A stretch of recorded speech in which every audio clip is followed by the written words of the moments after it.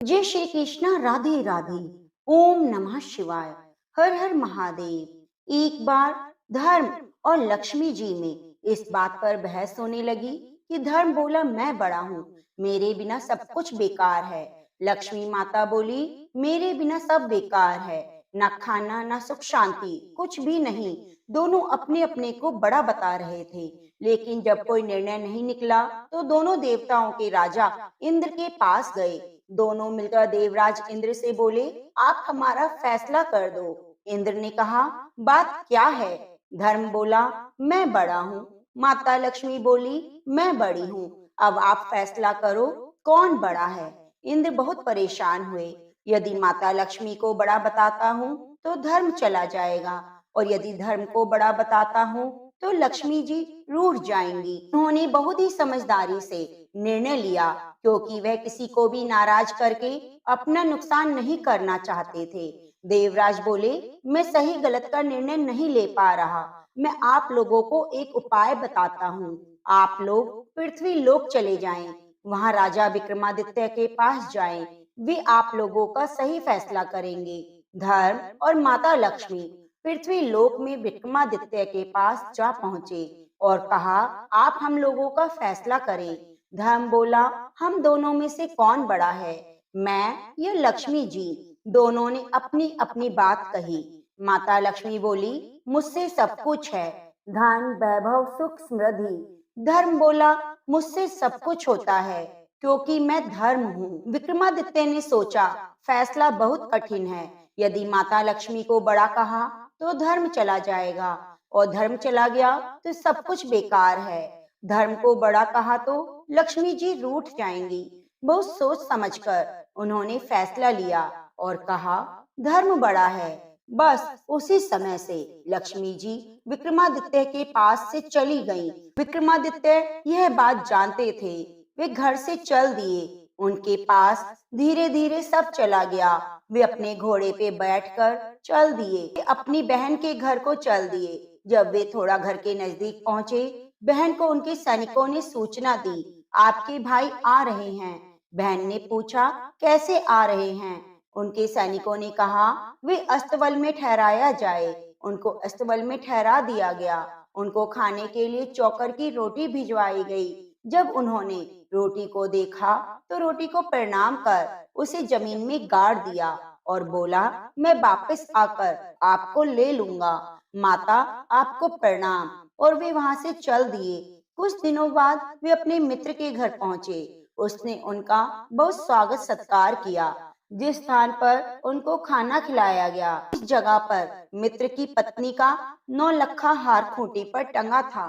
देखते देखते खूंटी हार को निगल गई। मित्र की पत्नी ने खूंटी में हार ना देखा, कहा, इसी ने मेरा हार लिया है। उन्होंने अपनी पत्नी को बहुत समझाया, लेकिन वह ना मानी। विक्रमादित्य ने सफाई नहीं दी। उसी समय वहां से चल दिए। चलते चलते दूसरे शहर पहुंचे। वे इतना ज्यादा थक चुके थे कि एक पेड़ के नीचे विश्राम करने लगे। ठंडी ठंडी हवा चल रही थी। इसी वजह से उन्हें नींद आ गई। उधर कुछ चोर राजा का खजाना चुराकर भाग रहे थे, और राजा के सिपाही चोरों का पीछा कर रहे थे। सिपाही के डर से चोर चोरी का सामान वही पेड़ के नीचे रखकर भाग गए। सिपाही पीछा करते करते उसी पेड़ के पास पहुंचे। चोरी का सामान वहां रखा देखा तो उन लोगों ने विक्रमादित्य को चोर समझकर राजा के सामने पेश किया। राजा ने कहा, इनके दोनों हाथ पैर काटकर बीच चौराहे पर डाल दिया जाए और ऐलान कर दो, जो भी वहां से गुजरे इसे 5-5 जूते मारकर गुजरे। अब जो भी गुजरता सब उसको जूते मारते। एक दिन तेली वहां से गुजर रहा था। विक्रमादित्य ने उससे कहा, भाई मुझे थोड़ा तेल लगा दो, मुझे मक्खी काट रही है। तेली बोला, मैंने जूते नहीं मारे, ये क्या कम बात है, तुम्हें तेल देने से क्या मेरा तेल बढ़ जाएगा? फिर उसने कुछ सोचकर तेल घाव पर लगा दिया और चला गया। उस दिन उसकी खूब बिक्री हुई। तेल ज्यों का तो बना रहा। वह बहुत खुश हुआ। घर आने पर पत्नी बोली, आज बहुत ज्यादा खुश हो, क्या बात है? उसने सारी बात बताई। उसने कहा, अपने बच्चे नहीं हैं, उसे हम घर ले आएंगे। उसकी सेवा करेंगे। तेली फौरन राजा के पास गया। राजा जी, मेरी कोई संतान नहीं है, हम उसको घर ले जाना चाहते हैं। राजा को उसकी कोई जरूरत नहीं थी। उसने कहा, ले जाओ। तेली उसको अपने घर ले आए। दोनों विक्रमादित्य को अपने बच्चे की तरह प्यार करते और उसकी सेवा करने लगे। उनके दिन अच्छे से गुजरने लगे। राजा की एक बेटी थी, वह बहुत बुद्धिमान थी। वह रात में सबके सो जाने पर दीपक राग गाती, दीप प्रज्वलित करती, फिर बुझा देती, लेकिन थोड़ी देर में दीपक जल उठते। वह सोचती, ये कैसे हो गया। दूसरे दिन राजकुमारी ने दीपक जलाए, कुछ समय के बाद बुझा दिए, लेकिन कुछ समय बाद फिर जल उठे। उसने सोचा, यहाँ कहीं विक्रमादित्य है, क्योंकि उनके सिवा दीपक राग कोई नहीं जानता। दूसरे दिन राजकुमारी ने राजा से कहा, पिताजी, मुझे 100 घड़े तेल चाहिए। राजा ने तेली के घर सूचना भेजी। तेली परेशान हो गया। एक दिन में 100 घड़े तेल नामुमकिन है। विक्रमादित्य बोला, हो जाएंगे, परेशान मत होइए, मैं आराम से कर लूंगा। तेली ने कहा, बेटा तुम कैसे करोगे इतना काम। विक्रमादित्य ने कहा, आप लोग आराम से जाकर सो जाइए, सब हो जाएगा। दूसरे दिन सुबह तेली हैरान रह गया, क्योंकि 100 घड़े तेल रखा था। राजकुमारी बोली, पिताजी, सब जगह मेरे स्वयंवर की सूचना भिजवा दीजिए। राजा ने वैसा ही किया। इधर विक्रमादित्य ने कहा, मुझे भी जाना है। तेली बोला, बेटा कैसे जा सकते हो, राजा बहुत नाराज होंगे।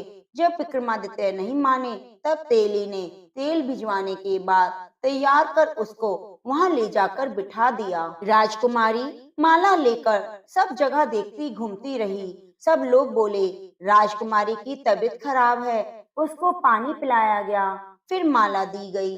वे दोबारा घूमती घूमती वहीं जा पहुंची, फिर माला उन्हीं के गले में डाल दी। सब लोग बोले, ये जानबूझकर ऐसा कर रही है। राजकुमारी के भाभी और भैया बोले, कोई नहीं, इसे भेज दो। वह खुशी खुशी उनके घर चली गई। तेली सोचने लगा, यह मेरे घर में कैसे रहेगी, यह तो राजकुमारी है।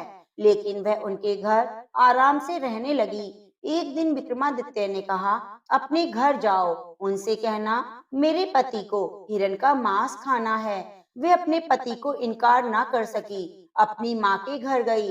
भाभियों से बोली, मुझे हिरण के मांस खाने की इच्छा है। भाभिया बोली, किसी अच्छे आदमी से शादी करनी थी। बगैर कुछ बोले वह वहां से चली आई। जो वहां हुआ वह सब कह सुनाया। विक्रमादित्य ने कहा, फिर वहां जाओ, अब की बार मेरा घोड़ा व तलवार ले आओ और मेरे रुमाल को ले जाओ। अगर परेशान करे तो रुमाल दिखा देना। राजकुमारी फिर अपने मायके गई, फिर आ गई। मैं आज हिरण का मांस लेने नहीं आई, मैं घोड़ा और तलवार लेने आई हूँ। उनकी भाभिया बोली, ले जाओ तलवार और घोड़ा।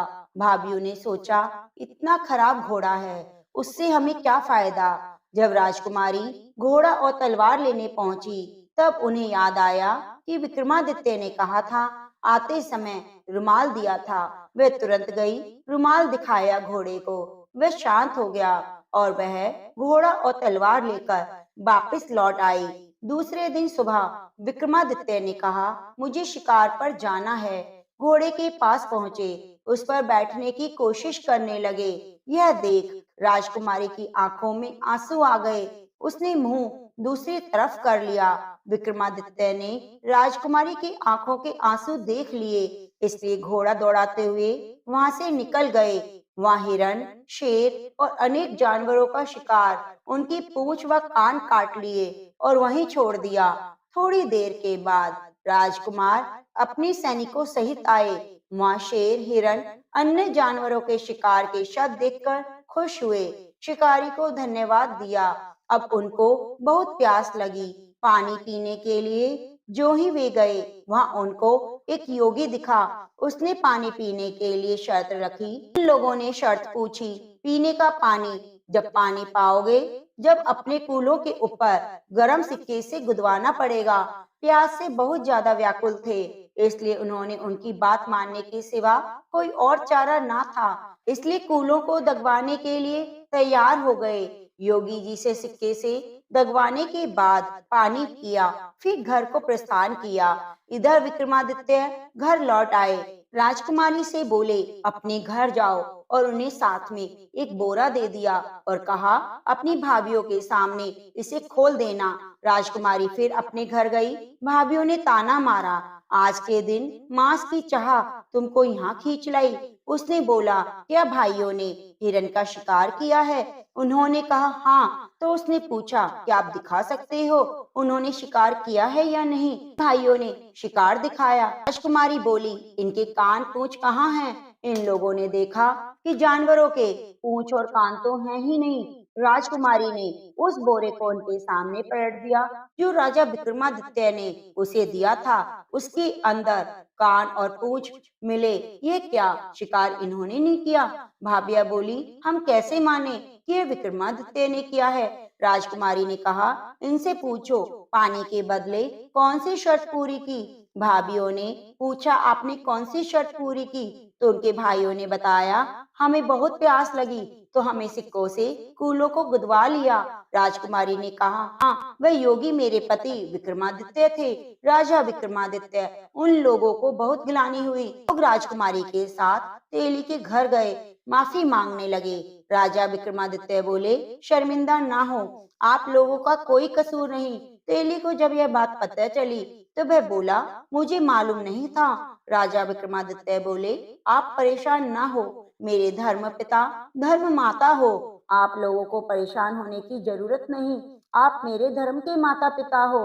और फिर सबसे विदा ले ली और चल दिए। वहां से चलने के बाद वे अपने मित्र के यहाँ पहुंचे। मित्र ने स्वागत किया। जब उनको खाना खिलाने के लिए उसी कमरे में बिठाया गया जहाँ पर खूंटी पर हार लटका हुआ था और खूंटी हार को निगल गई।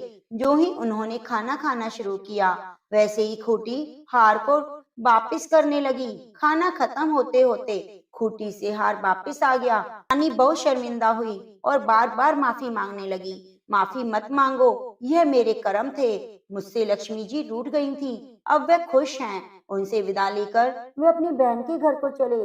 सैनिकों ने बताया, आपके भाई आ रहे हैं। बहन ने कहा, वे कैसे आ रहे हैं? तो सैनिकों ने कहा, वे पूरे लाव लश्कर के साथ आ रहे हैं। बहन ने बोला, उन्हें महल में रुकवाया जाए। विक्रमादित्य बहन के पास आकर बोले, बहन, मैं वहीं रुकूंगा जहां मैं पहले रुका था। बहन ने कहा, भाई मुझे माफ कर दो। विक्रमादित्य ने कहा, बहन, इसमें तुम्हारी कोई गलती नहीं, तुमने अपनी मर्यादा का पालन किया। विक्रमादित्य सबको गौशाला में ले गए और वो रोटी निकाली जो उन्होंने गाड़ी थी। जब लक्ष्मी जी उनसे रुष्ट हो गई थी, रोटी धरती से निकाली, तुरंत लक्ष्मी माँ प्रकट हो गई और उन्हें आशीर्वाद दिया, तुम सदैव खुश रहो, तुम्हारी जीत हुई। उनके आशीर्वाद देते ही राजा विक्रमादित्य के हाथ और पैर सही हो गए। धर्म की विजय हुई। बोलो धर्म की जय, बोलो लक्ष्मी माँ की जय। प्रिय मित्रों, ये कथा हमें बताती है कि अगर हम अपने धर्म के साथ रहते हैं तो लक्ष्मी जी कभी भी हमारा साथ नहीं छोड़ती। उम्मीद करूंगी आपको ये कथा अच्छी लगी होगी। आप हमारे चैनल को सब्सक्राइब जरूर कीजिए और बेल आइकन को दबाना ना भूलें। कथा को अंत तक सुनने के लिए आपका बहुत बहुत धन्यवाद।